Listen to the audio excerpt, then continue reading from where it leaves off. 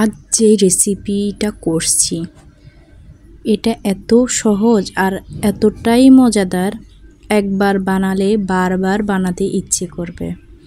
ঝামেলা নেই, সময় কম লাগে আর স্বাদ বাহ একদম দারুণ। আসসালামু আলাইকুম, সাধারণ পাক শেফ চ্যানেলে সকলকে স্বাগত। হ্যাঁ, আজ আমি অসাধারণ একটা রেসিপি নিয়ে আসছি। এটা হচ্ছে ছাগলের বট। তো এই বটটা আমি আগে থেকে একটু সিদ্ধ করে নিয়েছি। এখানে জাস্ট একটু হলুদ, হালকা লবণ, এলাচ, দারচিনি দিয়ে একটু সিদ্ধ করে নিয়েছি। তো ওটা আপনাদের সাথে দেখাতে পারি নাই, পরটা দেখিয়ে দিচ্ছি। এখানে আমি যা যা লাগবে তা একটু রেডি করে নিচ্ছি।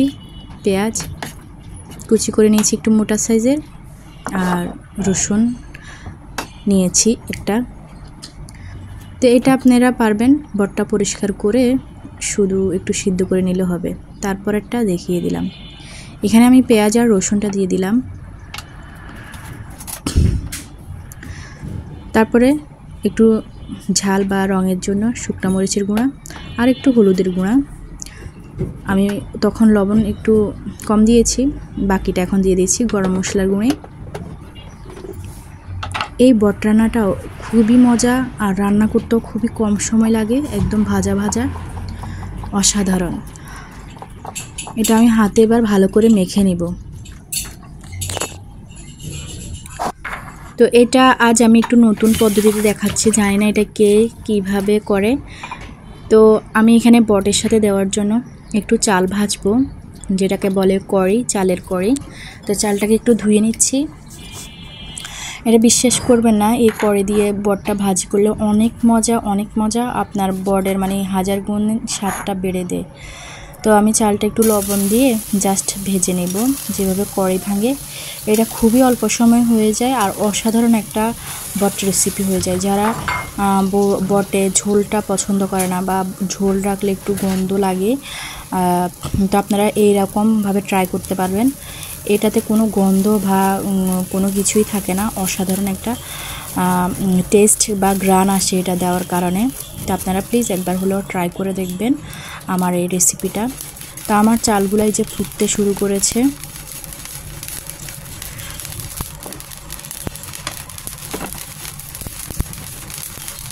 বটের সবচেয়ে ভালো দিক হচ্ছে কম উপকরণে অসাধারণ স্বাদ। শুধু এইভাবে মাখা আর সঠিক তাপে ভাজা, ব্যাস রেসিপিটা পারফেক্ট হয়ে যাবে।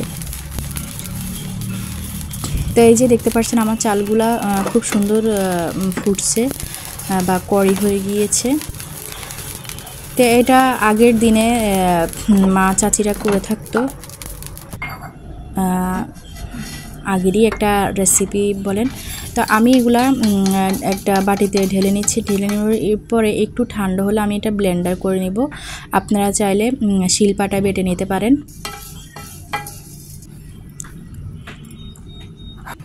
তো এই যে কড়িগুলো খুব সুন্দর হয়েছে। তো এইদিকে আমি ফ্রাই প্যানে আমি তেল দিয়ে দিয়েছি ওই যে উজুর বটটা ভাজি করার জন্য। তো আমি এখন হাতে মাখা ওই যে বটটা দিয়ে দিলাম। এখানে আর কোনো মশলা দেওয়া লাগবে না, যা যা দিয়েছি তাড়াতাড়ি।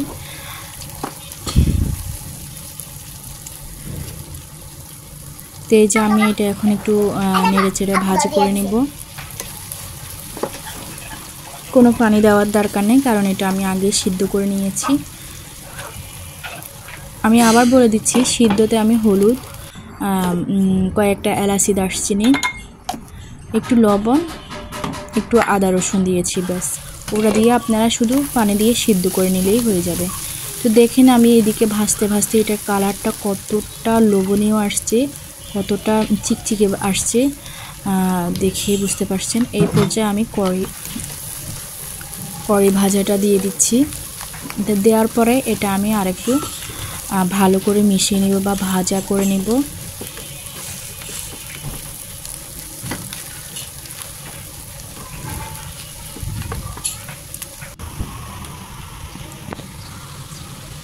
এটা বিশ্বাস করবেন না, আমার থেকে এই রেসিপিটা অনেক ভালো লেগেছে। এইরকম পদ্ধতিতে। দেখতে পাচ্ছেন কতটা ঝরঝরো হয়ে গিয়েছে এই বটটা।